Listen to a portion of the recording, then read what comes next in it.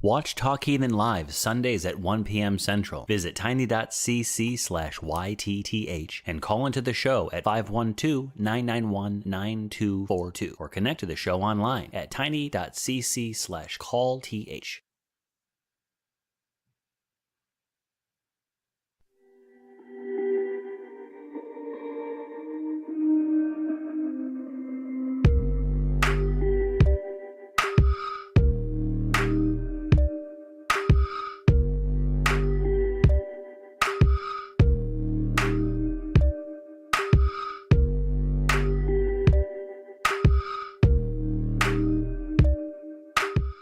Hello, everybody, and welcome back to another episode of Truth Wanted. I am your host tonight, Objectively Dan. This is the live call-in show that happens every single week, Fridays at 7 p.m. Central Time, where we talk to people about what they believe and why.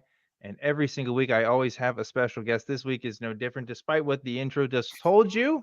It is, in fact, Jon the Skeptic returning. Jon the Skeptic, welcome back to the show. Thanks for having me. I'm sorry that I'm not MD aware or Aaron, but I can try my best. That's okay. And you know what? We always say that we have a special guest every week. We try to, but you're about to become less special in a good way, Jon. Which is the best way I could have possibly phrased that. Point is, I teased this a little bit last week. If first of all, if you didn't watch last week's awesome Halloween special, you need to go do that. If you're listening to this like out of order, go listen to last week's show. Shit was bananas. It was awesome. My cousin Rob Boss was on the show, and it was a good time. But you may notice that Jon the Skeptic made a little bit of a cameo appearance, and that's because we have asked Jon if he'd be interested in becoming a more regular host for Truth Wanted, and Jon has graciously said yes. So Jon, welcome to the Truth Wanted crew, bud. It's all downhill from here. I'll tell you. Sure, I can't wait. I like going downhill. It's easier. Right. And we're gonna. I mean, Jon, we're gonna jump into the madness straight up. Like, I'm just gonna this isn't like a hazing thing. It's just like you gotta understand. My brain is broken, and I look at weird conspiracy nonsense like all the time in my free time. It's not a good hobby to have. I don't recommend it, but I will make positive use of it by like explaining the things that I see. So Jon, today is a deep dive day. It's a Dan's deep dive. Oh, I'm excited. And we are going to talk about QAnon. Okay. What? Yeah. Okay. Yeah. When you started, I was like, oh, okay, where are we going with this? And then you hit me with QAnon. Oh yeah. Okay. Super hard. Okay. We're going hard in the paint, Jon. Okay. Before I get to that, I just want to remind you guys this is a call-in show. So if you want to talk to me about QAnon, do you believe in QAnon or know somebody that does, or maybe you have family members that do and you want to share about some of those stories or figure out ways of how to talk to them about their beliefs, I'd be happy to try and help. You can do that at the number below. It's 512-991-9242, or you can visit tiny.cc/calltw and talk to us about it. And again, you can talk to us about any of the regular stuff that we talk about on this show: Christianity, ghosts, aliens, Bigfoot, whatever. But that is going to be my little focus here tonight at the beginning. And also, just real quick, Truth Wanted is a product of the Atheist Community of Austin, which is a non-profit 501c3 organization dedicated to the promotion of atheism, critical thinking, secular humanism, and the separation of religion and government. But Jon, today we're not talking about critical thinking. We're talking about the opposite of critical thinking. Sure. We're talking about QAnon. Okay, so let me start off this by go ahead. I was going to say, are you going to try and sell QAnon to me? No. Oh, okay. No. Fine. That's fine. You don't know this because you haven't been on you're just now becoming a host. I've talked about QAnon on this program before. Great. I've made calls to action on this program before for other people to talk about QAnon because, quite frankly, I don't think skeptics in the space have talked about QAnon enough for my liking. I actually think that in some ways it is a more direct problem in people's lives than Christianity can be sometimes. Yeah, which is pretty wild. Obviously we have a lot of big focus on Christianity. It's not the only religion we sort of deconstruct here, but it is the most common one in the United States and mostly in the world that we occupy, at least people I talk to. So QAnon is kind of this subset of Christianity in some ways, but also it is a religious movement within itself. And has a very complicated history. I've talked about a little bit of that history before on some previous episodes, but there's a reason why I want to kind of talk about QAnon again, and that's because of an attack that happened last week. If you're familiar, John, Paul Pelosi, who is the husband of Nancy Pelosi, Speaker of the House, Yeah. was attacked in his home by a man named David DePappy with a hammer, who were shouting, "Where's Nancy? Where's Nancy?" He was trying to assault Nancy Pelosi and presumably kidnap her as well. He had like zip ties and stuff, right? Right. And the details of what actually happened, like, fully got released today, which I'm not going to read all of it, but it is pretty wild. This man is an interesting dude, to say the least. But it's a people have already said, of course, oh, there's no way that he is doing what he thinks he is. It must be an op. He must be the secret, gay prostitute of Paul Pelosi, because people want to ignore the reality that this was a man who is in the right wing conspiracy ecosphere that has been bubbling in this country for the past, I don't know, at least decade. I mean, it really goes farther than that. But as far as like internet culture, I mean, it's really taken off in the past like decade or so. It's I want to bring your attention to a quote here that I've got. In the months, this is from the LA Times talking about this, right? So in the months before police accused him of attacking House Speaker Nancy Pelosi's husband Friday morning, David DePappy had been drifting further into the world of far-right conspiracies, anti-Semitism, and hate, according to a Times review of his online accounts. In a personal blog that DePappy maintained, his posts included such topics as manipulation of history, hollow hoax, and it's okay to be white. He mentioned 4chan, a favorite message board of the far right. He posted videos about conspiracies involving COVID-19 vaccines and the war in Ukraine being a ploy for Jewish people to buy land.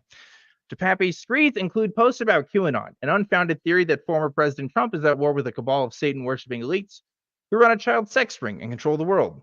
In an August 23rd entry titled Q, DePappy wrote, "Either Q is Trump himself or Q is the deep state moles within Trump's inner circle." Now, I said this back in the election of 2021. I said it after the fact, and I'll say it again. Q did not end and will not end and hasn't ended from the 2020 election, right? The 2020 election was sort of supposed to be the end point, right, for a lot of Q conspiracies. There are a lot of people that were pointing to this idea and saying, oh, once the election happens, Trump is going to be, doing all this stuff. All these secret indictments are going to come out. But of course, it didn't happen because none of that's real. But that didn't mean that Q was going to go away. In fact, people are still believers in Q. And while, yeah, of course, there's people who don't believe it anymore, the movement is still ongoing. And it's still going to keep going, which I think is incredibly fascinating. I've talked about this before a little bit, but there's documented evidence of people who are part of communities that bring a sense of identity and a sense of purpose so strongly that they don't want to give up the beliefs of it. So there's a big study done on this back in the 1970s on a UFO cult that talks about this phrase called cognitive dissonance. You may have heard of this before. This researcher came up with this by studying this cult when a UFO cult was supposed to be taken up into the stars that night, but then it didn't. But then they still kept believing in the aliens and stuff, and that the date kept getting pushed back. Right? It's the exact same stuff you see in Christian circles talking about the upcoming rapture, and we see the same thing here at Q.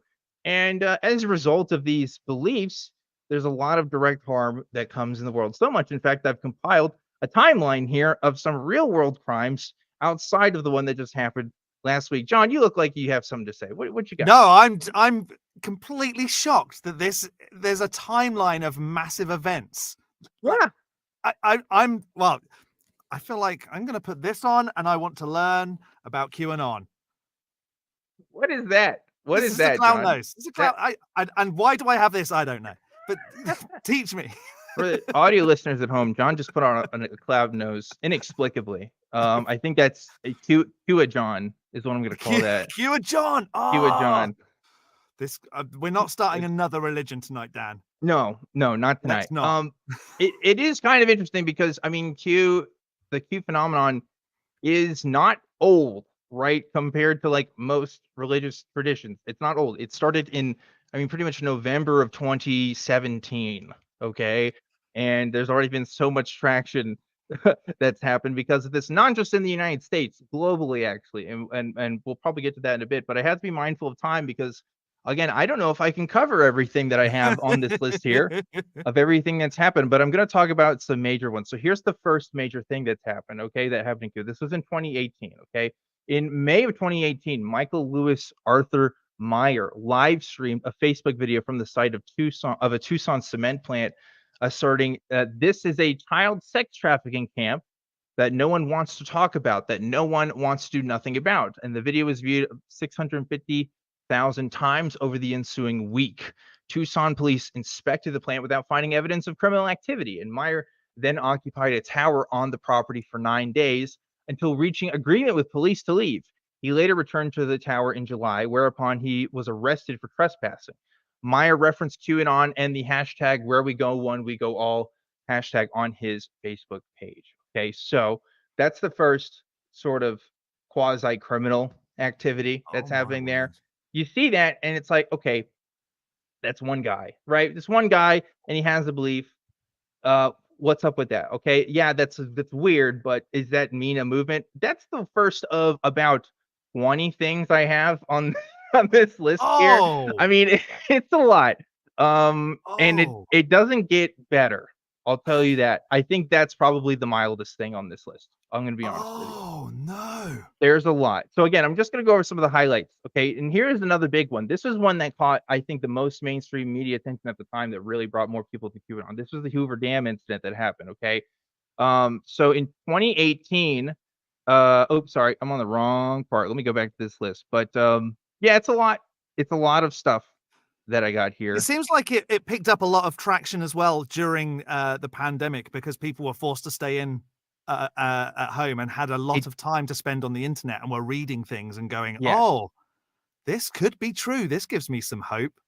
I think the pandemic complicated things because, like I said, QAnon is a very loose movement of ideas. I think that's how it thrives in its looseness. When people can adapt it as something being QAnon related or not, it's sort of this amalgamation of different things. It really is a pick and choose which things you like and which things you don't like kind of movement. Like the Bible. Yeah, or stochastic terrorism. I mean, like, yeah, it works both ways. You know, it's like, yeah, I mean, like the thing with Christian traditions, there are denominations, but at least they have like written charters. You know what I mean? Like, like you can, you know, there's a general hierarchy. Like QAnon really doesn't have a hierarchy. The only hierarchy is Q. Like that is it. And even who Q actually is pretty suspect. I don't have time to talk about even that part of it, but I did find my place here. Talking about the Hoover Dam, and said this was June 15th, 2018. Matthew Philip Wright of Henderson, Nevada, was arrested on terrorism and other charges for driving an armored truck containing an AR-15 and handgun to the Hoover Dam and blocking traffic for 90 minutes. He said he was on a mission involving QAnon to demand that the Justice Department release the OIG report. If I have time, we'll get to that. That's the thing with Q, right? Every 5 seconds, there's like deep lore that you have to kind of get into. The OIG report on the conduct of FBI agents during the investigation into Hillary Clinton's use of a private email server. Since a copy of the Office of the Inspector General report has been released the day before, the man had been motivated by a Q drop, which claimed the released version of the report had been heavily modified and that Trump possessed a more damning version but had declined to release it.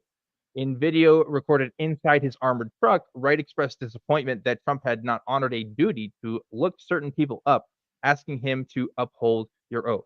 After blocking traffic, Wright drove towards the Arizona side of the bridge where his tires were flattened by police spike strips. He then surrendered to police after becoming stuck on a dirt road. Nobody was injured during the incident. At trial, Wright was found guilty, and on December 17, 2020, he was sentenced to 7 years on a terrorism charge and 9 months for unlawful flight to be served consecutively.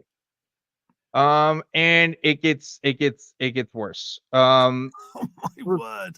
I mean, God, what do we got? It's 7:14, man. Let's talk about some of the kidnapping. In December 2019, Cynthia Abtug was arrested and charged in Colorado with conspiracy to commit second-degree kidnapping of one of her children who had been removed from her custody. Her other daughter reported to police that Abtug had been collaborating with an armed male who was definitely part of this group QAnon. and that her mother had gone to QAnon meetings and believed that the child had been taken by evil Satan worshippers and pedophiles. Abkug pleaded not guilty to the charge in September 2020, was trialed in February 2021. On March 20th, 2020, Neely Petrie Blanchard was arrested and charged with kidnapping and custodial interference after taking her 2 daughters, who had been in the sole legal custody of their grandmother. Petrie Blanchard had made multiple social media posts promoting QAnon, including memes and pictures of her wearing QAnon shirts at Trump rallies. She also taken actions connected with the sovereign citizen movement and had become actively involved with the E-Clause, a QAnon-affiliated sovereign citizen pseudo-law firm. In October 2020, Utah mother Emily Jolly abducted her son during a supervised visit, despite the fact that the boy's father had full custody of him. She had promoted QAnon conspiracies, including alleging that Child Protective Services had been involved in human trafficking and was a member of a Facebook page for E-Clause. On April 13th, 2021, a French group influenced by QAnon theories and by a local version of sovereign citizen ideology helped a non-custodial mother abduct her 8-year-old child from the child's grandmother, who had been awarded custody due to the concerns over the mother's mental stability and extreme conspiratorial beliefs. The investigation about the people involved in the kidnapping eventually led to the uncovering of an alleged terrorist conspiracy. Ooh, so fun stuff there. Questions so far, John? I'm noticing a few things, and you said it earlier that people thought that potentially Trump was Q. Correct. Which we can debunk that straight away because he can't even spell coffee. So that's true. So I'm going to say that's not him. This whole mentality of getting in there first before somebody gets you is terrifying. Absolutely terrifying. There are some things you can believe in that probably aren't as damaging as this whole QAnon subset. If you're going to believe in something strange, at least make it like flat Earth where nobody can really get hurt from it. Yeah, I think that's a thing I feel too, right? It's like there are like obviously people who have weird out there beliefs, but like a lot of them are probably harmless, right? I mean, like, if their beliefs aren't necessarily tied to their criminal actions, whereas you can make a direct link to at least all the cases I've made so far, that there's an ideology that's informing sort of these attacks that happen there. And we haven't even gotten to the murders yet, John. What? Oh, yeah. Yeah, it's kind of sad. It's not really good. So Matthew Taylor Coleman, on August 12th, 2021, a follower of QAnon and a father of 2 was charged with murdering his 2 children, a 2-year-old son and 10-month-old daughter, with a spearfishing gun in Mexico. The suspect, identified as 40-year-old Matthew Taylor Coleman, fled back to U.S. after the murders and was arrested there. He claimed that he was enlightened by QAnon and other alleged delusions that his wife carried and passed on serpent DNA to his kids, which compelled Coleman to take them to Mexico and murder them to prevent them from growing into monsters. Coleman is in a Californian prison pending trial for his killings. Where does that theory even come from? How do you even get the idea that your children have DNA from a completely different species? Well, there is a subset in the conspiracy movement that does talk about chimera beings, right? Sure. So okay. Lizard people and So the abortion, right? So a lot of people know this. They've cloned an aborted fetus back in the 70s that's currently used for stem cell research, right? That's like that this same fetal tissue has been used for like a long time, right?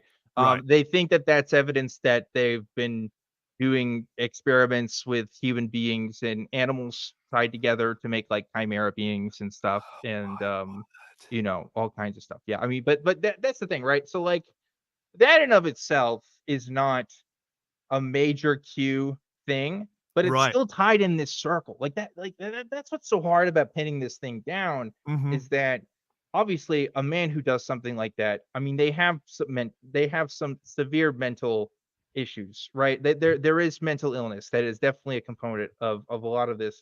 But like there's a lot of mentally ill people that don't commit crimes, that function and live in society and are just fine. The thing, this belief like does motivate action in some way. Like if you sincerely believe that your kids are going to turn into monsters because of some sort of serpent DNA, I mean, like, I don't know, like that causes people to act in a certain way, right? Yeah, and there are ways to get help when you have these kinds of thoughts as well. You don't have to go and murder your children. Go and get the help. and it's very sad. And I, point of order here as well. When I talk about these beliefs, when I bring this for discussion, what I intend to do is to dissect and hopefully rehabilitate Mhm. people of these beliefs in some way. Mhm. I don't want to make fun of people in a No. traditional sense. I don't want to insult people and say, look how dumb these people are for believing in something. Because for some people, like if you do suffer from something like schizophrenia or schizoaffective disorder, like that is going to be something that's going to influence your train of thought. And that's not something you can necessarily help all the time, right? So it's like I think we have a duty to help people who are Absolutely. mentally ill and make sure that we help them figure out what's real from what's not real, Mhm. at least to that degree of you know of instability, right? Like Right. again, I'm not stereotyping people and saying everybody who No. has mental illness is this, or like I most of us here probably have mental illness in one form or another, right? So Sure. anyway, that's a point of order here because like there's some really messed up stuff here. Let's talk about a weird one here. I told you I'd bring about some stuff from around the world. I already mentioned some French ones. Here's one that happened earlier this year in Tokyo. There was a break-in at Tokyo Vaccination Center. A Japanese QAnon affiliated group called Yamato Q waged an online disinformation campaign against the COVID-19 vaccine rollout in Japan. They were claiming that the coronavirus did not exist and that vaccinations were part of a plan to decrease the population through the administration of harmful substances. And on April 7th, 2022, 12 members of Yamato Q trespassed into a Shibuya healthcare clinic that provided COVID-19 vaccine shots, and 4 of them were immediately arrested by the Tokyo Metropolitan Police. And the group's leader was also arrested as well. So there's groups all over the world Wow. that Do you are legally, remember yeah, when the vaccine rollout was happening, that there were some folks who believed that sometime, I think it was October just gone, sometime in October 2022, all of the vaccines that have been injected would trigger, and that's when everybody who yes, had the vaccine was going to die. oh That's yeah, a thing, right? that's the thing that's happened multiple times.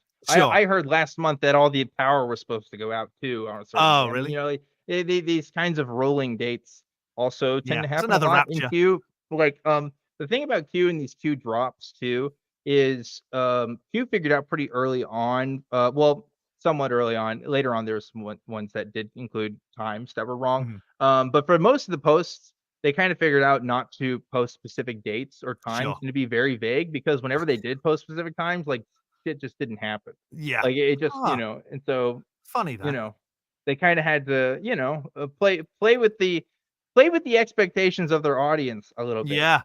I talked about we talked about identity earlier, but like, few people who are dissecting Q drops, which are, the posts that Q makes on 8chan, which eventually gets disseminated into content aggregators. They call themselves bakers, these people, right? Right. Because they're baking. It's this whole kind of metaphor that they got going on. There's breadcrumbs that Q is leaving, and so they're the Right. bakers, which isn't how Okay. breadcrumbs work. You don't cook breadcrumbs, but like, it No. doesn't make any sense. They have this all kind of language. They have this kind of secret society that they've built themselves that gives them a sense of purpose that makes them feel like, oh man, I know the truth and I am going to figure this out and be the hero in this sort of made up story that they Mhm. have. So whenever you're a part of a community like that and you're like, oh, I predicted this thing was going to happen and then it kind of did, like that's going to Yeah. give you a sense of, wow, this thing is more real than, than what it really is. I don't know what to Sure. say. Yeah, That's terrifying. it is really sad. Again, there's so many things on this list here that I have. I can't even get to it, but let's talk about the big one. Okay. Okay. In 2021, January 6th, rioters were seen either wearing clothing with Q related emblems or identified as QAnon followers at the storming of the Capitol, the United States, right? Ashley Babbitt was a rioter who was shot dead by police as she was trying to get into the speaker's lobby and was an adherent of QAnon. On the day of the attack, she had retweeted a message from conspiracy theory attorney L. Linwood, which called for the immediate resignation of Mike Pence, Rod Rosenstein, John Roberts, and for the indictment of the first two. One of the most notable participants in the riots was Jake Angeli, whose presence was widely reported by the media because of his shamanic attire and war paints. Angeli, known also as the QAnon shaman, was a known QAnon supporter who had participated in various protests. And on January 12th, Facebook and Twitter announced that they were removing the Stop the Steal content and suspending 70,000 QAnon-focused accounts, respectively. And on April 19th, 2021, the Soufan Center reported that Soufan Center is a national defense think tank, reported that Russia and China had amplified and weaponized QAnon stories around the time of the storming of the Capitol to sow societal discord and even compromise legitimate political processes. So make no mistake about it. When you look at footage from the Capitol riots on January 6, 2021, you see Q flags, you see Q t-shirts, you see people who definitely believe in Q and who are there because of that belief. There's a lot of people who will try and say, oh, this is actually Antifa in disguise, like pretending to be a controlled opposition. But if you listen to the people who were there and who were being tried, like they will tell you why they were there. And there's interviews and people, going to court over this stuff who will still say that they were there for this particular reason. That happened. I don't know. People kind of forget. I mean, they don't forget. I mean, people are still talking about it. There's a whole committee going on, but like that's a very Q specific thing. It's not just a general conspiracy thing. Like if I sincerely wonder if Q hadn't really started in November of 2017, if the Capitol riots would have even happened at all. Wow. I think the connection is that strong, but yeah. I don't know. Anyway, there's a lot more on this timeline, but if you want some more information, Wikipedia has a great link that talks about a lot of the some of the major events and stuff, which help you source a lot of this stuff. And of course, ongoing developments and research on Q are happening by a lot of different content creators that definitely deserve more spotlight. So support your local Q skeptics. Yes. Wow. Yeah. And that's just skimming the surface. And more. we barely even touched there's it. More. That's insane. I touched on some highlights, but more murder, more political dissidents, more people harming their families because Yeah. they're worried about certain things. Yeah. Another one that you should look at, and I sent this to Jon a few days ago, was there's a subreddit called QAnon Casualties, which is great because it provides a place for people who have family members and loved ones to share some of their experiences with Q, and specifically, Q believers, right? And like those new posts that are in that subreddit pretty much every day, and it is really sad to see how far this thing has come from just a random post on 4chan to one of the probably most prolific, one of the most important religious movements of the 21st century so far in terms of politics. I mean, like it really has changed the game in a lot of ways in how we understand how people operate, and with the internet as just this catalyst for these ideas that we haven't really had a good idea to control so far. It does make me wonder what the next 10 years of politics are going to look like. Is it going to be more in misinformation like this that people will capitalize on?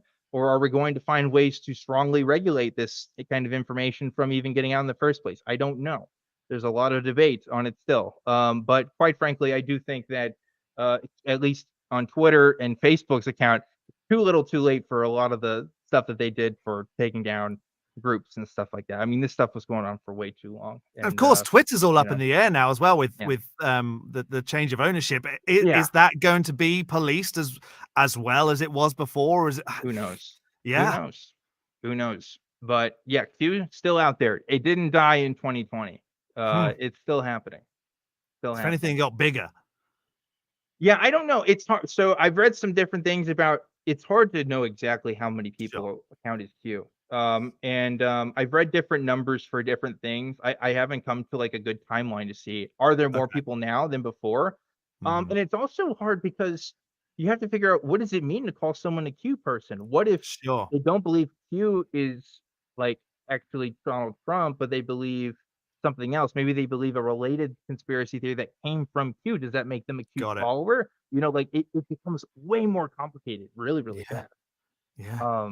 So anyway, I think that's it. I have to close it on the deep dive because again, my deep dives were taking way too long. But I mean, they are deep dives, right? So that was deep. I would applaud you, but I don't want to blow the microphone. But no, it's internally, I'm applauding you. Well, I appreciate that. But listen, good. like I said, if any of you guys have things you want to talk about that are related to this or not related to this, feel free to call in because we are going to take some calls now. But before we do that, we have to thank the patron of the week because every single week I always thank a special patron. I, of course, want to thank all of the patrons on patreon.com.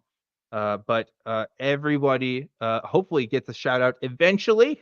I did see a message from somebody that said they didn't get their name shouted out. So trying to make sure everybody gets shout out. So this week's patron of the week is going to be Ken Funk. Thank you so much, Ken Funk, for donating. And thank you, of course, to everybody that donates on that Patreon. It helps show the ACA that, hey, this show is worth supporting.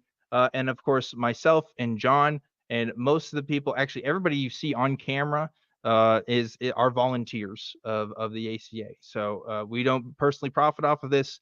It all helps towards making our productions and other stuff for the organization even better. So thank you so much for that. Jon, you ready to talk to some people? I'm so excited to talk to some people. All right, let's do it.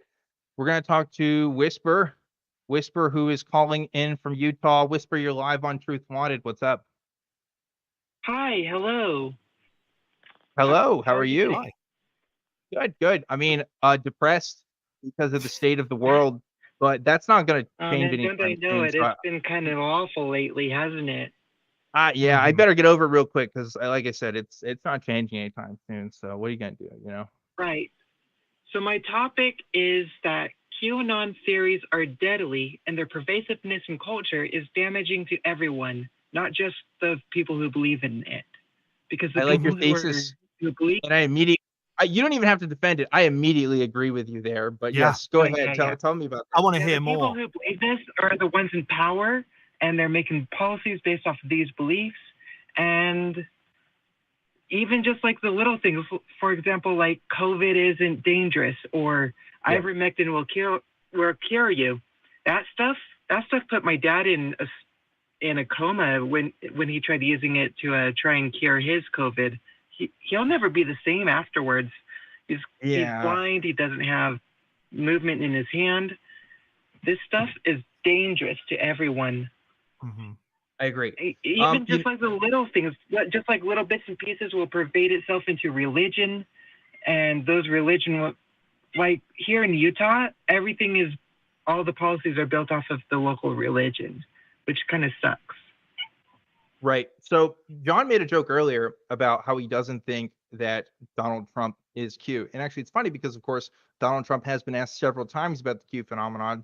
Mm-hmm. And if I recall, one of his answers to what does he think about Q, he's saying, I don't know much about Q, but I hear that they're for freedom. And I support that. It's something along those lines. Right. Mm-hmm. So the thing is, he does know about Q. He's lying. Right. Like, I'm saying this. I don't know this is a fact, but it's pretty obvious he's lying, right? I mean, every single right-wing grifter out there has been using Q to promote their ideas. Look at we're getting a little political here, but I'm just trying to I'm trying to bring up objective facts of history so that I can make my point here. But folks like Marjorie Taylor Greene has explicitly used Q rhetoric.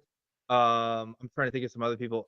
Other people that have been up for election have definitely endorsed Q and what it's had to say because they know that their base also likes Q, and so they want to be the Q people. They want to be the face of that. And when they do that, they of course legitimize the movement even further because people are like, well, here's these politicians that are talking about, so it must be real. It is really sad. It is really sad. Yeah, my senator is Mike Lee, and I'm pretty sure he follows Q. He's just not as vocal about it as Marjorie Taylor Greene.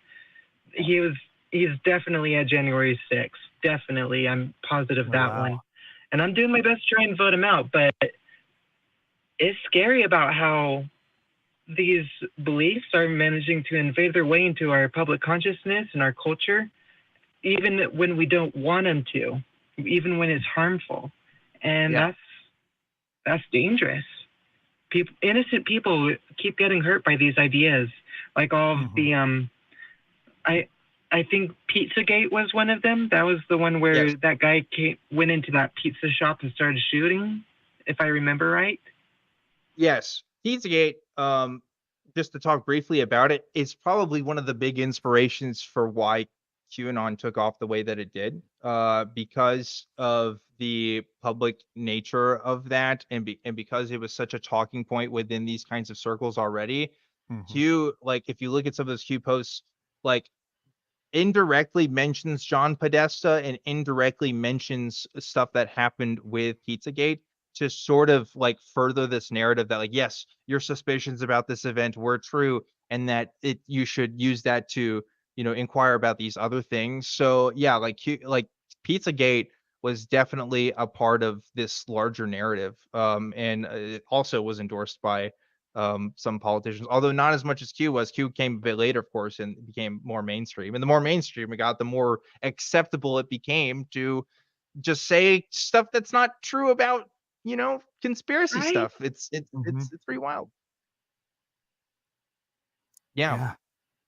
John? I would just say I would say that just in any of these situations, yes, it's terrifying that people believe these things, but just make sure you're safe, and make sure your family is safe where possible. Yeah. And talk about it with them. So you said your dad is he did things because he'd listened to He's not what like Q full had said? in, but he does believe some of the more appealing talking Okay. points, which I think is the more dangerous part of QAnon. Sure. Is that the less insane bits managed to get accepted as fact. I would the only ammunition we have is to talk, and don't the best way to go into this is to not or how, at least how I do it, and I'm not saying this is the best way for everyone, but is to talk about why why they believe these things and ask questions, because you can turn people's way of thinking by asking the right questions and saying, okay, so where is this information coming from? Where are you getting this? Is that a reputable source? And I mean, it sounds like it's a little too far gone for your father right now because he's already done the damage. But in future, where you can, ask questions and talk about it, and try and have level-headed conversations to try and bring people back. And that's all I can suggest he learned his lesson from watching too much Fox News. I think he learned not to do that. Right. The crazy thing though is, Whisper, is that there are people who have been interviewed who got COVID and who are still like, yeah, I still don't want the vaccine, or I still don't regret not getting the vaccine. I think that is a really interesting thing. But COVID sucks. It was the worst experience of my life. Yeah, I mean, I feel you. I'm lucky. I never actually got it, but all of my family got it. And by the way, my family is not anti-vax. They're actually, most of my family works in medicine, so they got it because they were on the job. They got it before the vaccine was even available. But like, it is. Oh, let me, climate change and QAnon conspiracies have a similarity here, in that the best thing we can do for climate change actually isn't on an individual level, right? Like, it has to be on a giant corporate level, and like we can only kind of do what we can in local circumstances. I think the same works for QAnon, right? I can't run Facebook, I can't run Twitter, I can't tell them to shut these groups down. I know they're trying to do more of that, and I do think that deplatforming those groups does sort of disenfranchise these groups. I do believe that could.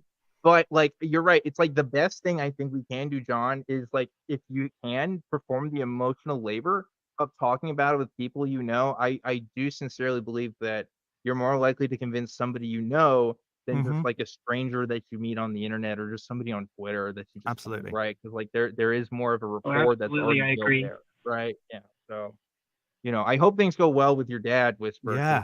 Let us know. It's really tough. Yeah, I've been building prosthetics for him since he can't use his dominant hand anymore.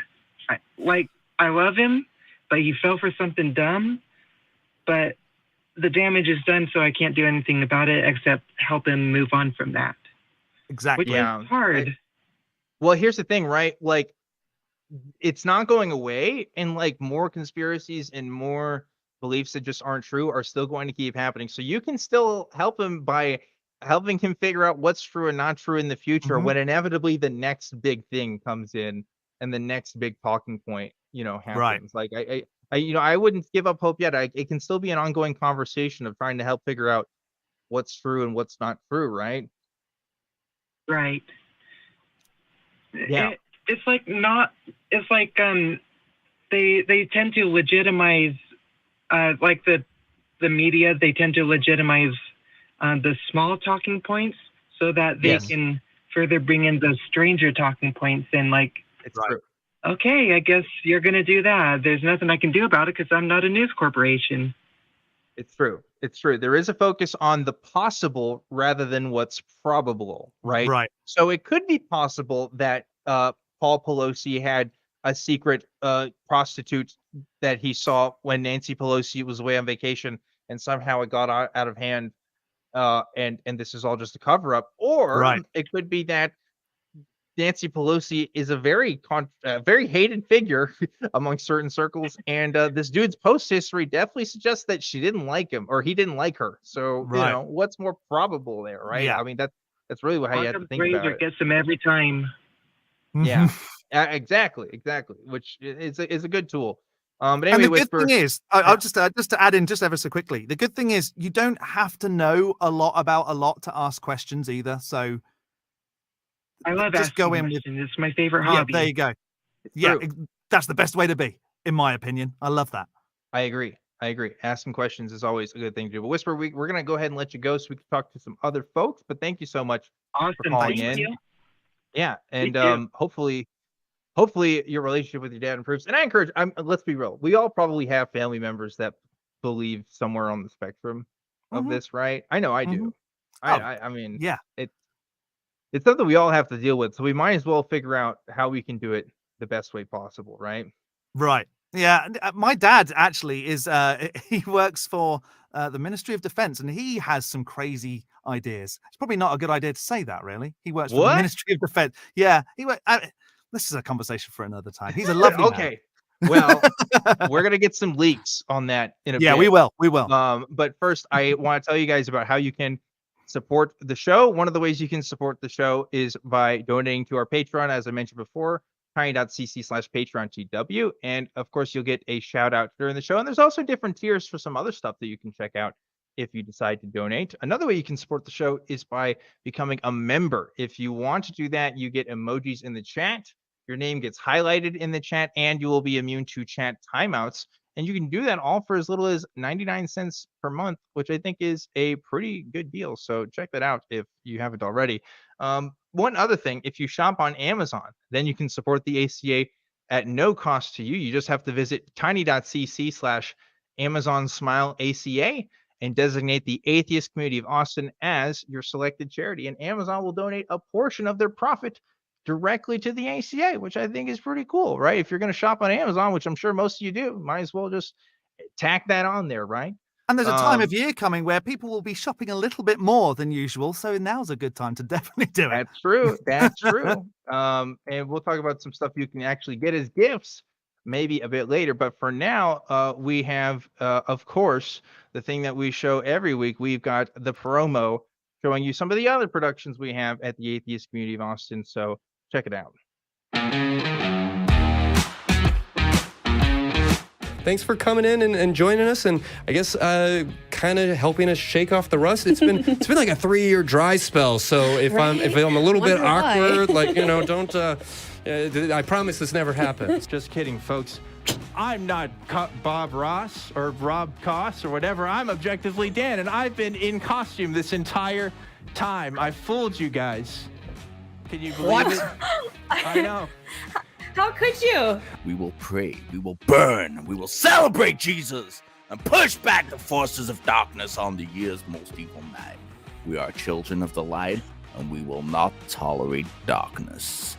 He's gone full on super Christian for this one, hasn't he? It's amazing. If something was to hit a bunch of people on their brain and they got aphasia, it would make sense that they were speaking to each other. Is this the Three Stooges argument for the existence of God?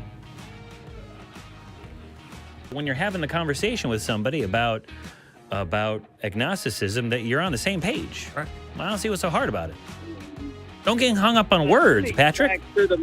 Look, you're right. I just... Yeah, I know. I like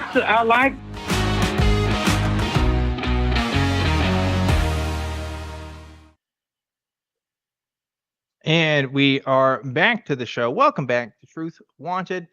We have some open lines, folks. So if you want to talk to us, you can definitely do it. Again, it doesn't have to be about QAnon. It could be about whatever kinds of regular stuff we talk about here. But the number, again, is 512-991-9242. Or you can visit tiny.cc/calltw, and we'd love to talk to you. But for now, let's get to our next caller. We have Phoenix, who's calling in from Texas.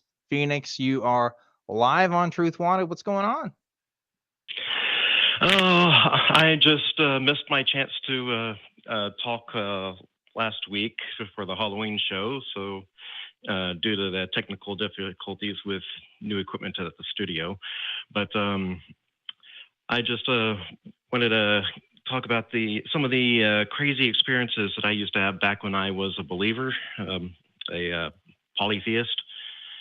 Yes. Would have fit in real well with the Halloween theme. Yeah. So Phoenix, by the way, if you missed it last week, again, go watch that episode. But we did it in studio, which we haven't done since 2020. And Phoenix was actually there. So Phoenix, good talking to you again. If we will be doing more in studio shows, and we'll let you know when those happen. More on that in the future. But anyway, Phoenix, glad you can at least talk to us now. So yeah, what was some of the stuff that you were experiencing or believing then? Because I am curious. Okay, I'm just going to bullet point this and go from the least extraordinary to most extraordinary out of these. So the first one would be hearing voices. Basically, I heard whispers on while I was. This is all when I was back in the military. I was in the motor pool. And I heard a voice just call out my name and looked around, nothing. And a moment later, I hear, "Hurry up," whispered in my ear. There's nobody around me. The closest people are about 75 yards away. Get back to the motor pool, and sure enough, I'm getting yelled and screamed at for taking too long. Now, Phoenix, I'm going to give away the game here a little bit here because I do know you in real life. So when you say that you heard voices, so like, do you think that was a sign of like mental distress there, or like what do you interpret that as? Because like that I don't know, that's a big deal. Mm-hmm. Well, honestly, all of these, my personal beliefs on what the actual explanations are would be the same for all of them. Okay. Considering it was taking place at about the same time period in my life. Okay. And can I just confirm? So you're a non-believer now, though, but Correct. at the time you were a believer, because I come from a spiritualist background. So a lot of my family were big into speaking to the dead, and I was at a very young age convinced that by my family that I was clairaudient because I could hear things. Or that I thought I could hear things. So to explain it away, my family would say, "Oh, this is because you can hear dead people and pass on information."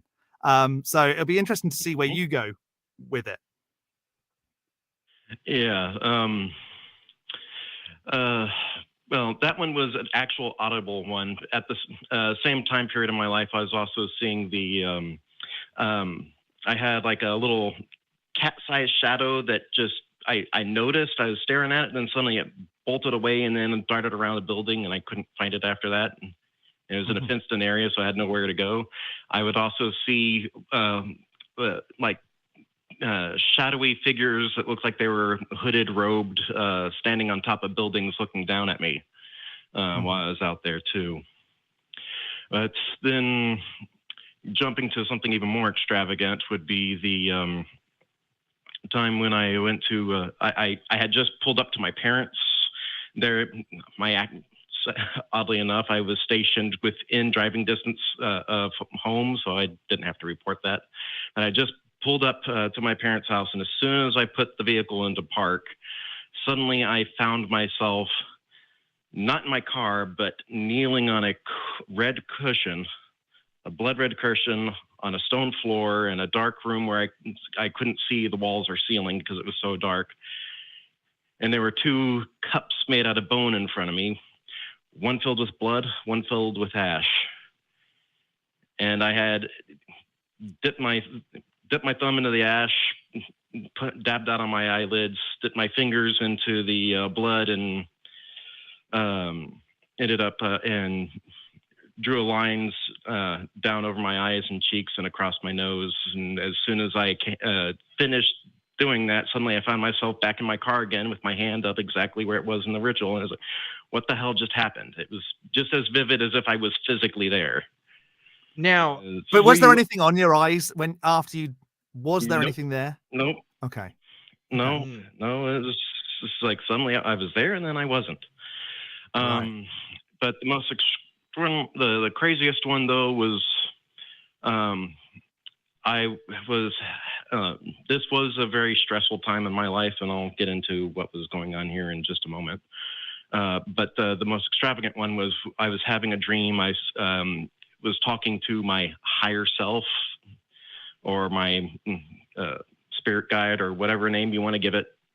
Mm-hmm. And it told me, you got to fix the situation or I will. And that's when I woke up, convulsing from the waist up, with my mouth filled with blood.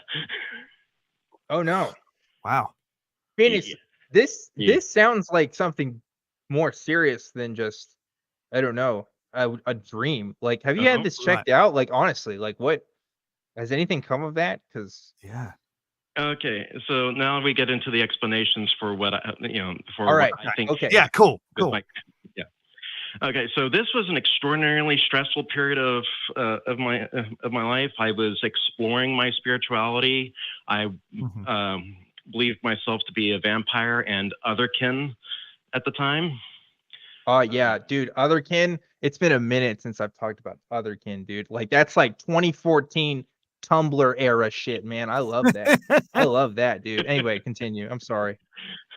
And me being in the Army, I was not medicated at the time, but I do have ADHD, and I was at the time undiagnosed, but I'm also autistic. And so that social environment was extremely stressful for me, enough to that I was actually shaking on a regular basis. So I was under an extreme amount of stress. I was also malnourished because the officers there had not gotten me the meal card to eat at the cafeteria. And that kept up all the way up till 2 weeks before I actually got out of the Army.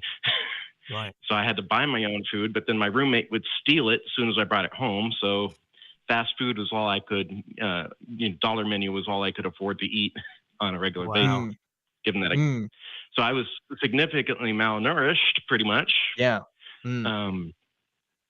Stressed out, malnourished. I was also dealing with sleep deprivation. Wow. Oh, wow. Yeah. You had everything. That's a lot. Because I kept, because I kept on going back to my parents' house to de-stress. And of now, course, see how much extra context we need just to figure out exactly what's going on there, right? Like, see how anecdotal stories can be just totally misconstrued into something like and Phoenix, I know, like, you are a from, I know you in real life, you've come to the ACA library you volunteer with the ACA, and you've done a lot of stuff. So, like, you've told me you've wanted to talk about this for a long time and call in, which I'm really happy you did. But it's like, look, I can vouch for you in that, like, you don't need to have any extra expression of something mental going on or anything. You can just be external circumstances that can really just fuck with you. But also, when you're exploring a very open belief system, like that happens with New Age philosophy and to some extent polytheism, like, that can also influence the way you interpret your events, and that can and really also change family things. and the people around you who also believe these things. You don't necessarily have to believe something, but a family member can say to you, oh, it's because of what they believe, and that also, like, confirms what you've been feeling. Yeah, exactly. Isn't that crazy? I don't know. Well, I'm glad you're okay, Phoenix. I'm glad you made out to the other side here, because man, that'd be intense, dude. I don't know. I've never gone through anything like that. The clairaudient stuff hit me hard because I have experienced that, and our bodies are surreal things that anything can be tricked. Any one of our senses can be tricked somehow, and like high levels of stress in any situation can cause your body to do some strange things, and it's fascinating what it does, but it's terrifying at the same time. Yeah, it really is. Yeah. So some of the key points of what I've learned since then that actually pulled me out of it would be that let's start with all those stressors that I talked about, physical and mental alike. Each one of those alone is known to be able to trigger hallucinations of any variety. Right. And I learned that from reading Michael Shermer's work, and furthermore, the long isolation, doing something monotonous like driving down a road at night. Is another thing that could cause, hallucinations where your brain can start trying to come up with some body or something to interact with because it's getting bored. Yeah. Well, there's also driving. Is it driving hypnosis where your brain, so you forget parts of the journey as well because you've done it so many times that you just forget. Kind of go into autopilot. Yes. Yeah. And so, but I'm thinking that I had just, as soon as I parked, just enough stress from driving was relieved that I got relaxed enough to have that experience. So that the stress of actually driving was just enough to keep me out of it. Yeah. Wow. Wow. And at the time, from what I know about you, Phoenix, too, from what you've told me about yourself, is that you, like you just said, you were doing all that stuff and interpreting what was going on as part of a ritual, as part of something grander, right? And like when you do that, like you're gonna get something out of it. You're gonna get some sort of message, whether it's good or bad or neutral, whatever. Like there's gonna be a higher attribution to that. If you don't think about it like in a critical way, can be life changing, but not always in a good way. It could be. It can lead you into something that just may not be true, right? And then the practices that we actually do in those kinds of communities, the various metaphysical communities, New Age communities, various other religions, I've since learned that the exercises themselves, you have are either meditative or hypnotic induction is actually a part of it too.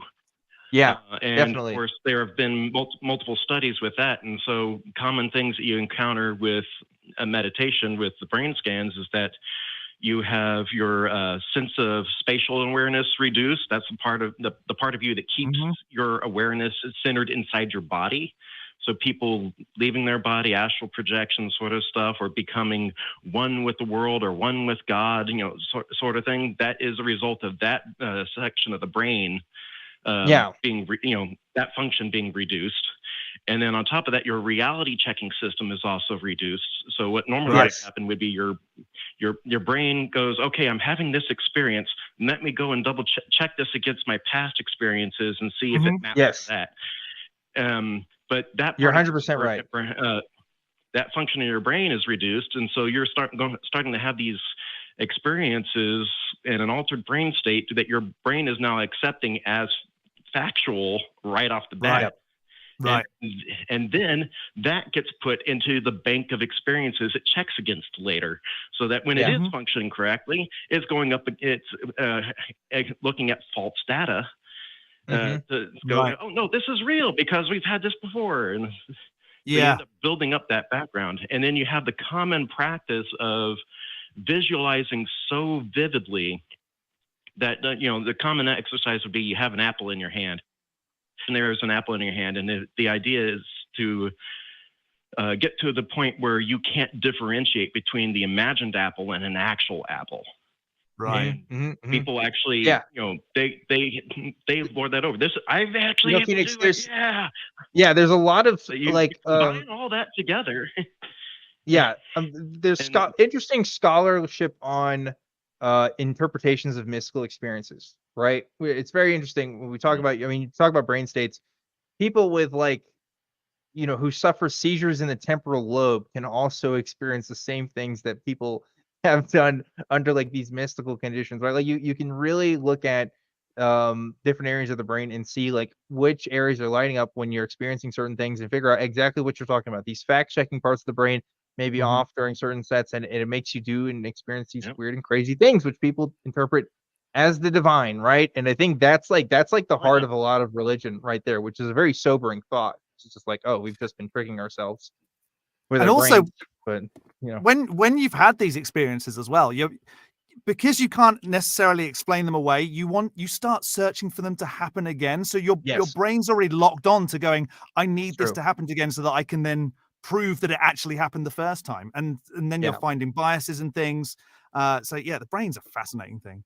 It's true. But Phoenix, we're gonna go ahead and let you go. Thanks so much for calling in. I'm really glad you finally got called in, because we've been talking for a long time, and like you've been telling me for a long time you want to call into the show. So I'm glad we got to do that for you today. But thank you, Phoenix, and thank you for being a volunteer and doing what you do. Phoenix is a cool guy. But yeah, I like to think that there's people in the pagan community and people in the witch community that watch this show more than the other ACA shows, at least if the comment sections are to believe. I have seen every once in a while, you know, people are like, hey, I like Dan because he lets us talk about stuff. But yeah, you're right. Come on in.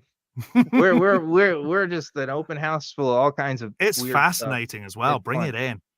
Yeah, I like talking about that stuff. I think it's fun. But Phoenix is one of the only people I know that is a former sort of polytheist new ager that is now an atheist. You don't see as many of those as you do like former Christians and stuff, right? It is kind of different. Real quickly, I want to tell you guys about some other ways you can support the show. One thing you can do is you can email the show at truth@atheist-community.org. If you want to talk to me, send me your bug videos on Mars, you know, send me whatever stuff that you think I'd be interested in talking about, and I'd love to talk to you. You can also reach out to the ACA. It's tv@atheist-community.org for that, and see what's going on our website at atheist-community.org. And also, there is a Facebook group. It's run by fans and it's for fans. You can go to that. It's tiny.cc/FBTWG to interact with other fans and talk to them about what you think with the show and all the other cool stuff we got going on. And also, I'm doing this a little bit out of order on the script. Sorry, crew. But there is a merch store that you should definitely check out as well. It's tiny.cc/merchaca.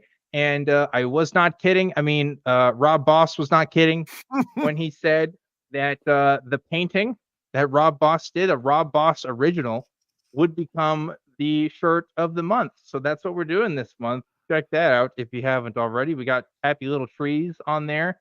There's also UFOs and Bigfoot. So I think that's pretty cool. And of course, all the other stuff that we typically sell in the store. So check that out. And if you do buy something, tag me on Twitter because I want to see that shit. Lastly, I just want to point out, you can go to our audio only channel that we have. It's tiny.cc/AEN podcast. And that's going to be your one-stop shop for all of our shows in audio form.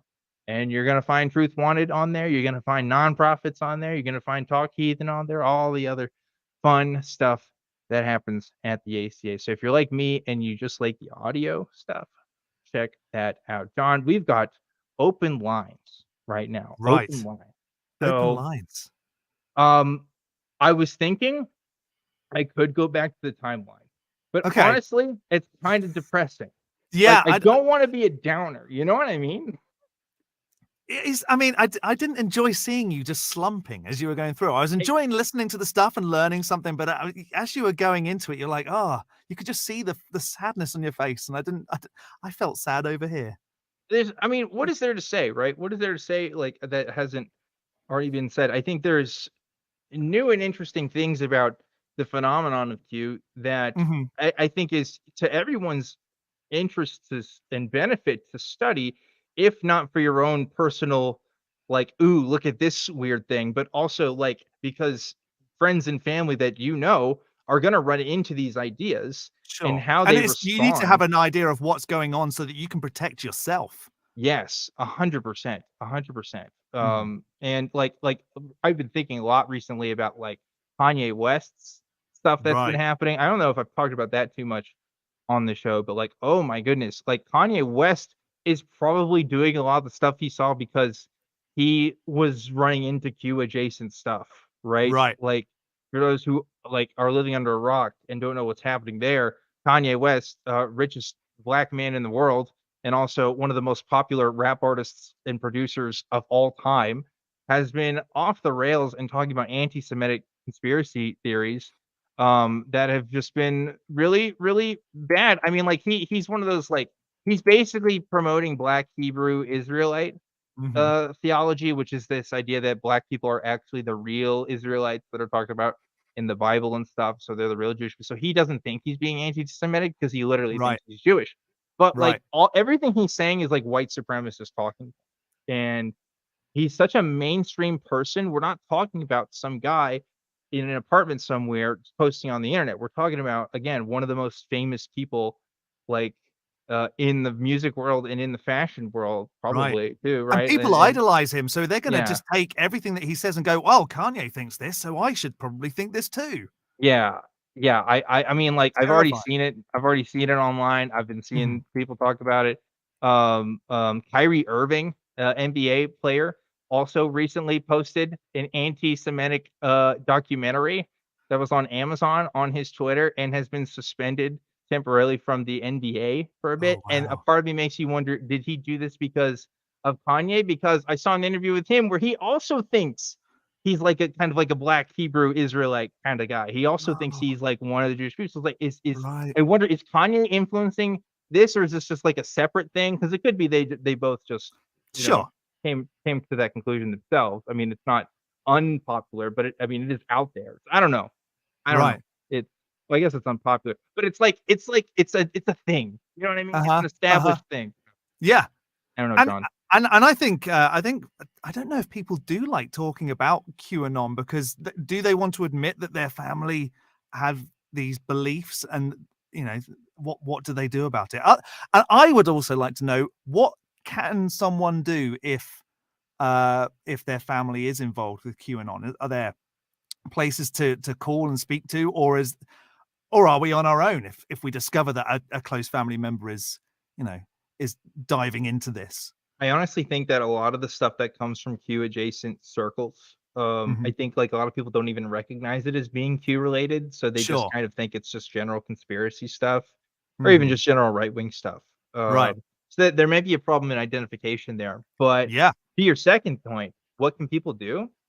Honestly, I mean, I talk about street epistemology a lot. I talk about conversational tools. You can talk to people, but like, you can't make somebody go to therapy, right? No. Like, at least under the current state of affairs, there's no person that's going to knock on your door and say, you need to go to therapy unless like it's court mandated or something, right? Like for most people, like that's a choice that they have to make for themselves. And I do think a lot of these people need therapy. I do think that they're working through other issues. And I think sometimes people are just mad. People are mad at the system, or they have a lack of understanding of how actual government works and actual policy works. And so they're channeling that anger through a group that they identify with as kind of a rebel force that more coincides with what they believe to be true and their instincts, right? So they are kind of weaponized in a way. I don't know. It's hard. I don't know if there's like a one size fits all answer, Sure.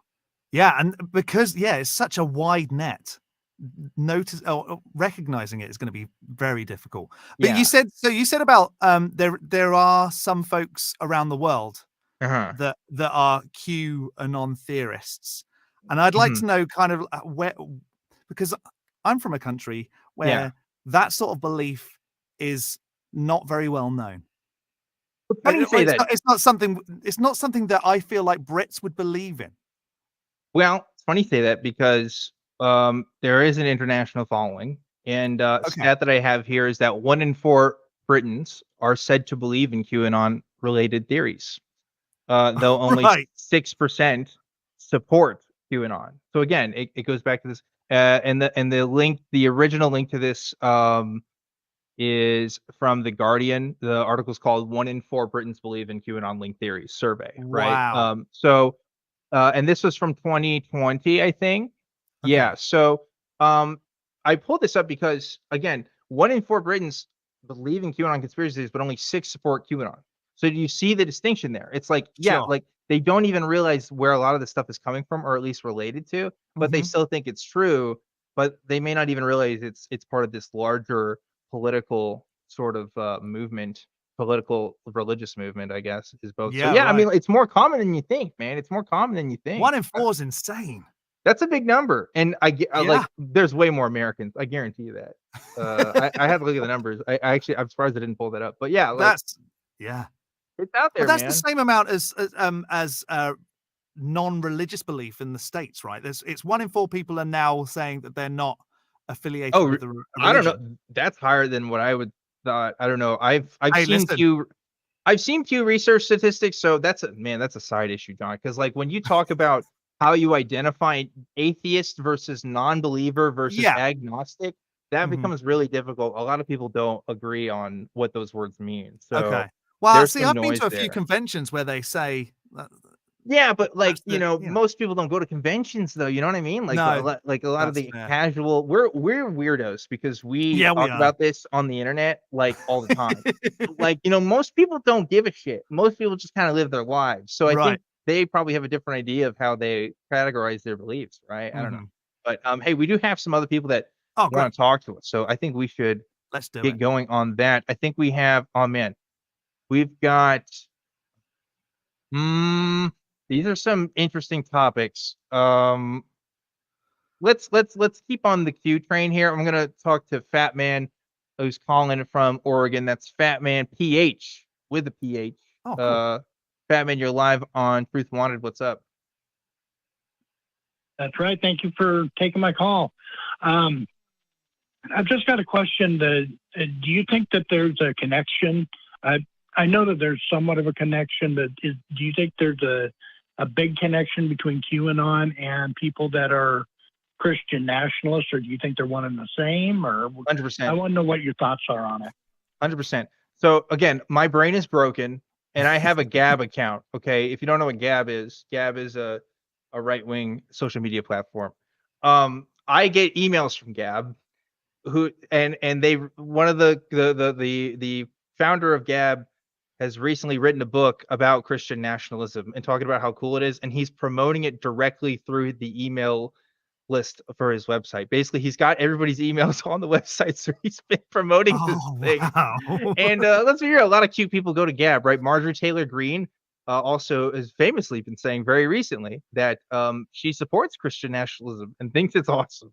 And there's like a lot of other politicians that are saying the same thing again, that run in these kinds of circles. The Q rallies that have been happening, the cuties protests that was kind of happening, a lot of those people that were there, some were of course legitimately mad about this movie that was sexualizing young girls. But again, one of the Q narratives is, oh, they're taking our children and they're sex trafficking them. So there's a lot of Q people that were out there, and Christian nationalist types that that were having the Christian nationalist flag, the American flag with the cross in it. You saw some of that there, and you saw that too at the January 6th riots. There's definitely footage of people using that kind of signage. So yeah, they're all kind of mixed together. They're all just kind of in a big old soup, A very strange tasting soup. Well, I used to kind of, laugh it off, put it off to the side, just a bunch of dingbats. But it seems like they're getting a little more, I don't know, brazen with trying to push Christian nationalism on trying to make the United States a Christian nation and push Christian nationalism on the rest of the country. I agree. Yeah. I 100% agree. It used to be, like you said, kind of this off to the side kind of thing. I don't know this for a fact, but I almost guarantee if you look at Google Trends for like Christian nationalism in the past couple of years, that thing's gone up for sure. I've seen more rhetoric from politicians in online spaces using that phrase more than any other time in my life, which is really wild to see. It definitely also seems like they're not people aren't necessarily listening to those that are right. They're just listening to those that are loudest. So that's where that's coming from. That's why we're hearing more, because they're just getting louder. Yeah, I mean, there is definitely that too. But like I think now is the time for alternate beliefs to flourish. And Oh, absolutely. Christian nationalism is a super alternate belief, right? I think that's how it's getting fractured. There's a new market, and people are exploiting that market for sure, right? Yeah, I agree. Get the word out there with, I don't know. A lot of people didn't think that Roe versus Wade was going to get reversed, and that's happened.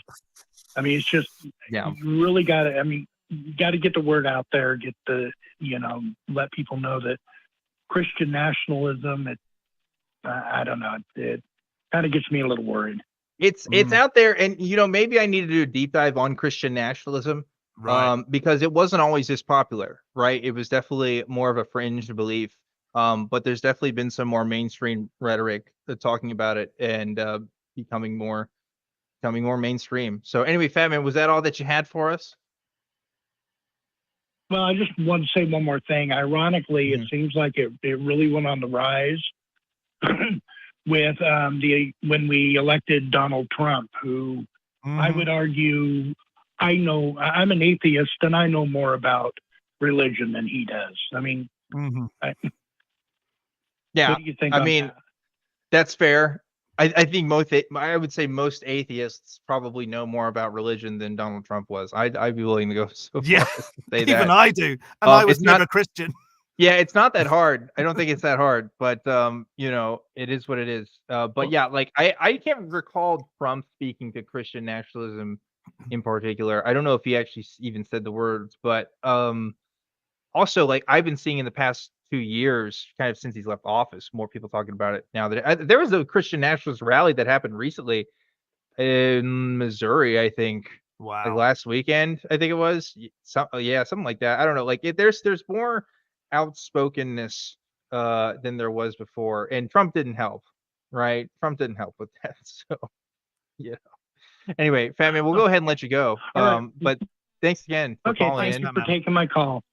Yeah, and I think your point is taken. There is definitely a link between Christian nationalism and Q, and all the other the big soup, the Q soup, the Q soup that we're brewing here. Yeah, and it affects us. soup. It affects us all. Yeah, it's affecting everyone. Yeah, and it's not going away. No, not going away. And that Roe v. Wade thing hit. We, my wife and I had some troubling times where a pregnancy didn't go too well, and she required some medical intervention, and she was, if it had been 2 or 3 days later, we would have had to have found a different state to have gone to go and get intervention, which is just terrifying. It's absolutely terrifying. I know. It's really sad. Yeah, we did, when Truth Wanted premiered on the day that it was overturned, and we had a whole episode about it. I mean, it was really sad to see it, and it sucks that it hasn't gotten any better, and I don't expect it to get any better. I'm pretty pessimistic. Not yet.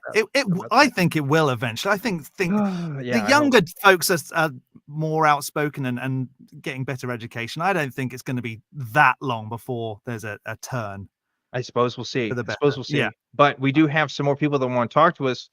Somebody who may have a dissenting opinion from us, Jon. Okay. We have Rebel, who's calling in from DC.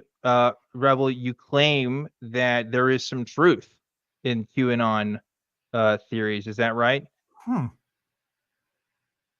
Just a tad bit. It's just a little bit of truth mixed in with mostly lies. Okay. In what sense? Yeah, let's hear it. I mean, it's quite controversial. Like, do you guys know about that one documentary that came out associated with QAnon? It was about like 3 to 4 hours. It was narrated by like some Swedish lady, like named like Jane. You're talking about the fall of the cabal. Yes, I'm aware of it. Exactly. Did you get a chance to watch that? I've seen a lot of it. To be honest with you, it's so full of shit. I can't even finish it all. But yes, I've seen a lot of it. Yeah, I've seen highlights, I guess.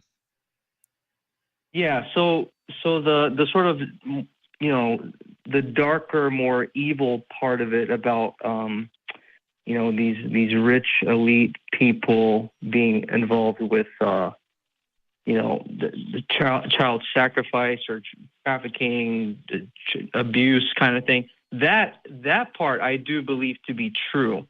And I think we can all agree that there was this whole Jeffrey Epstein scandal, right? And that came on mainstream news. And, so here's the difference, right? Here's the difference here. So people will point to Jeffrey Epstein, right, and will say, "Hey, look, this is an example of an elitist pedophile ring. This is what Q is talking about. Oh my gosh, this is real." And Jeffrey Epstein was involved, as far as courts are concerned, with child trafficking, right, and doing heinous sex crimes, and probably other people who are also in his circles were also doing the same thing. So 100% true, right? Like, as far as the courts are concerned. And the thing is, though, Q has never said Jeffrey Epstein has anything to do with it. Q has never said any of those people have anything to do with it. If anything, they have claimed that a lot of people, specifically in left-wing spaces, Hillary Clinton and other folks, for example, were doing things even beyond just the child stuff. And also, the claims that the fall of the cabal may go way beyond just sex trafficking. We're talking about adrenochrome extractions. We're talking about underground tunnels where children were kept at. None of this happened with Epstein. With the Epstein stuff, it was teenagers and young adults who were put in precarious situations that had to rely on the social sort of the social graces of the people around them, and also the money that was being paid for them to cover up for their crimes. I mean, like, we're talking about stuff happening in the real world versus a fantasy story being told. And like, that's the difference. Like, Fall of the Cabal tells a completely different story. Like, yeah, okay, you can make common themes there, but the fact is sex trafficking happens, and it does happen with powerful people. So what? I mean, that still had to be proven in a court of law. It didn't happen because some people on the internet were posting about it. You know what I mean? Yeah, so I just brought that up as an example that everyone is familiar with. That's sort of like similar and related to what was shown in the Fall of the Cabal. Like, yeah, that was a sex, like a pedophile ring, with a bunch of wealthy, powerful, even famous celebrities apparently were involved. When you look at Jeffrey Epstein's plane log or whatever. So I'm just saying, you just take that a step further, almost like stuff maybe you would find on the dark web. And yes, I do believe there were darker stuff going on with the like the adrenochrome. Listen, but Rebel, you know who else was on Jeffrey Epstein's plane log? Donald Trump. Who's that? The guy who everybody thinks Q was working with. I believe. Sure. Okay. I believe it. But that's the thing, right? If Q was real, and Q claims, right, the Post claimed to be part of a sort of quasi-military operation within the White House, working with Donald Trump, why would Donald Trump be working against the sex ring that he would be allegedly a part of? Getting thrown under the bus there. Well, but you remember, right? No, I agree, Dan. Remember my first statement about QAnon was actually it's just a little bit of truth mixed with mostly lies. So I don't like I never consider myself to be part of Q or like the whole like what was there saying? Oh, like where we go one, we go all. Like trust me, I made after a certain point. Like at first, like my friends who were into Q, I was like, come on, like really? Like I almost got deceived by them, you can say, after watching that documentary because it seemed so convincing. Except towards the end where they said like Barron Trump and all of them is like apparently the messiah of the world and stuff. That's where it kind of I kind of lost my head at it. But my friends who were really into it, even to the point where after Trump was not reelected as president and Biden took his place, and they were still in it talking about, oh, yeah, it's still part of the plan. Like, just wait, you'll see. Like, I just completely lost it. I just, full reign made fun of them at that point. So I don't believe in it. In fact, what I do believe QAnon to be was not a quasi-military operation like they said it was, but rather it was actually was just known as controlled opposition.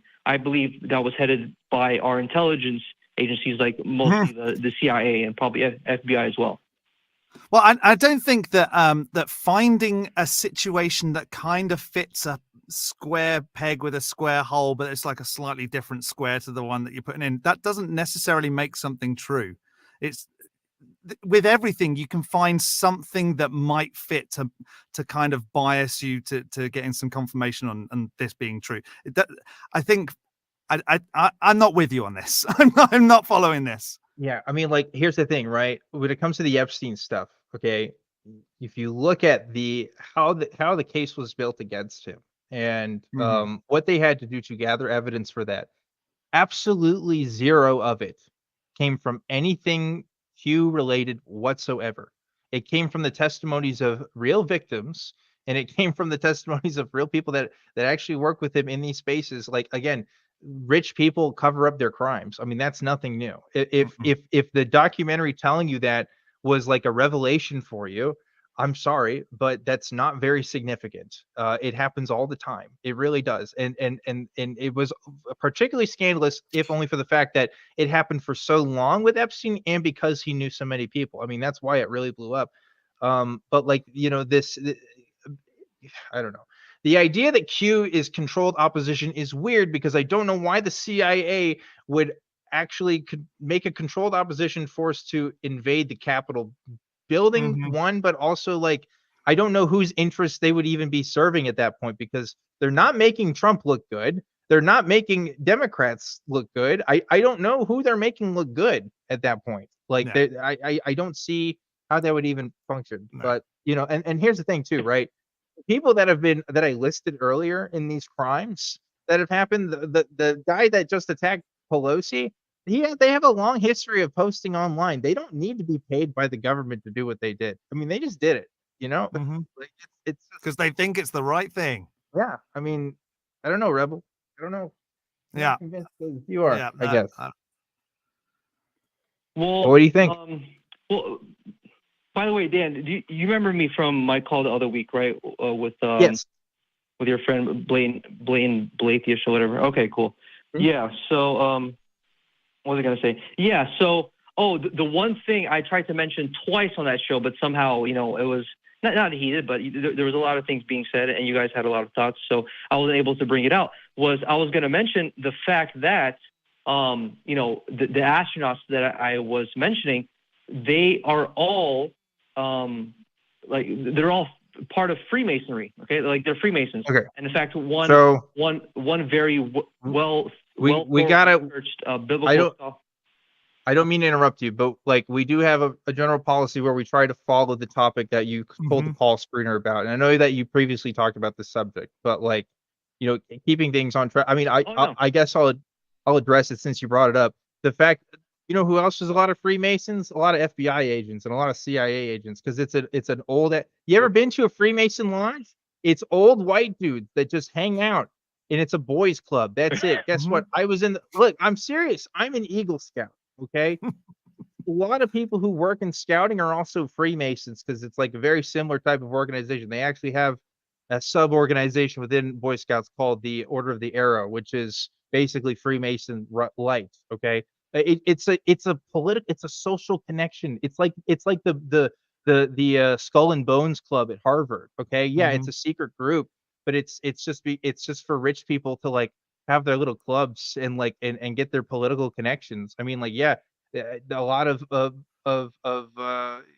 astronauts are also Eagle Scouts too. There's a couple of them. Does that mean that they are all secretly connected? No, they have similar values. They like to hang out. When they hang out, that's really it. You know, like, that doesn't. It's not conclusive. It is. Yeah. And I don't know, man. Like you can. There's other simpler explanations than all astronauts are covering up the fact that they've been to space. But that was a different conversation. You know, that was for another time. Anyway, but thanks for giving us some insight on the Q stuff. You know, thank you. You have one more thing you want to say, Rebel? Because yeah, go ahead. No. Yeah, no. The only reason why I brought that up was because, you know, when you look into, I mean, obviously you guys would disagree, but with Freemasonry, I believe there's what's called, especially with all secret societies, like Skull and Bones, for example, which I do believe to be highly nefarious. But there's what's called an esoteric doctrine and an exoteric, right? So the exoteric would be what they want the general public perception to be about their group. But then esoteric, I'm just going to cut you off a second, Rebel. Can I just ask a question? John's coming in. John's coming in hot. Are you actually a member of the Freemasons? Just a simple yes or no on this. No, are you? No, I'm not. But however, if a secret organization wanted you to know what goes on in there, it wouldn't be a secret organization. So I don't know if just guessing what goes on in the Freemasons, what they do and don't want you to know is I don't think that's going to help us anyway right now. Well, I mean, there's what's called there's what's or what you think. I mean, it sounds like this is what you think. This is what goes on. No. I mean, you didn't let me finish my sentence. Well, I mean, I kind of just lost interest with what you think the Freemasons. I'm sorry, it's been a hard show. We've been talking about QAnon, and now you're talking about a lot of stuff. Freemasons. Yeah. Go ahead and finish your thought, Rebel. But we do need to close out the show here in just a second. Yeah, no, I was going to say there's what's known as the, quote, Bible of Freemasonry, and it was written by a man by the name of Albert Pike, who was a 33rd degree Scottish Rite Freemason, and he's known as one of the main pioneers of modern day Freemasonry. And that book is available to anyone in public, and right in there he says that the god of Masonry is Lucifer, and part of their agenda is to deceive people. So I mean, it's right in there. I mean, look, the thing about there is an industry of people. I was going to do a deep dive on this. I can't remember her name, but there's a lady who is the sort of progenitor of angel therapy. Okay, she was really into angel therapy. Literally just this belief that guardian angels can heal you of stuff. She has since renounced her angel therapy and has become a Christian, a born again Christian. And now goes on different shows and talks to people about being a born-again Christian. I mean, the grift is still there. You understand? Even though she left one grift, she just went on another. There's a lot of people. UFO conventions are notorious for this. A lot of so-called ex-Freemasons talk about this. I mean, it is an entire micro-industry of people who have some maybe legitimate experience within an organization and then talk about those experiences openly. The thing is, just like how that guy is saying, oh, well, they actually all believe in Lucifer, I guarantee you can talk about other Freemasons who say, no, we actually don't believe in it. So it's just a he said, she said thing at that point. Unless you're in the organization, you're not going to know for sure. But even then, again, so this is true. I'm not making this up, Rebel. A few months ago, I asked Greg, our executive producer, if they could pay for me to become a Freemason. I wanted this to be a long con where I went to a couple Freemason meetings and then I showed off some symbology and then I wanted to make people guess I was in a Freemason. It didn't work out. You want to know why? It's boring. I talked to the Freemasons on the phone and I tried to get in and it's just a voice. I didn't even want to go. I was like, I don't even want to spend my free time with these people because it's not even worth it, So it's just men helping each other out and saying, well, I can do this for you. Old men contributing their money towards civic projects. That's the majority of it, Yeah. So I don't know, Rebel. I'm sorry, I'm dishing out a lot of stuff on you here. But I appreciate the fact that you called in again because you're willing to talk to me. I hope you felt like you got some of your points across, even though John and I are both talking a lot, especially me. But we do have to kind of wrap things up because we are at the end of the show. So if you want to talk more about what you think is real from Q, hit me up next time, okay? And I could go point by point why Follow the Cabal is stupid, but that's just my opinion, okay? Rebel, we'll hopefully we'll talk again sometime. Have a good one. Thanks, Rebel. And I see that we had some other folks in the calling queue. Folks, I'm sorry we can't get to everybody today. Sometimes this happens, but we will try to talk to you next time. Same bat time, same bat channel. Can I say that? I think I can say that. But anyway, you just did. No one's going to stop you now. I just did. Who's going to stop me, Batman? Yeah, right. Yeah, I don't know. Anyway, that's a lot of stuff there, John. What'd you think? That was some hard going. Well, I in a told good you. way. I enjoyed it, but like when you deep dive, Dan, you deep dive. Listen, you welcome to Truth Wanted, John. Thanks. Now I'm looking forward to the times you get to deep dive. I want to see Okay. what John's gonna pull out next Oh. time when you get the chance. Mine And, will all be about ghosts and spirits and speaking to dead hell yeah. people. Because Hell that's yeah. that's where I'm at. That's what I want to hear about. But you anyway, folks, thanks again for watching this show. Just real quick, I want to thank the wonderful, fantastic, amazing, stupendous crew that help make this show happen every single week. And hopefully we'll get the crew cam on there. There we go. We got the crew.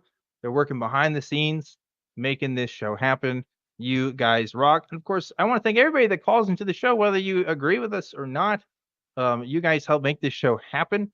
And of course, special thanks to John, who again is going to be a recurring host here at Truth It's very Wanted. exciting. So I'm hope you're excited to see what John is going to bring to the table.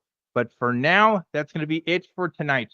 I am your host, Objectively Dan, and remember to always keep on the truth. See you next time.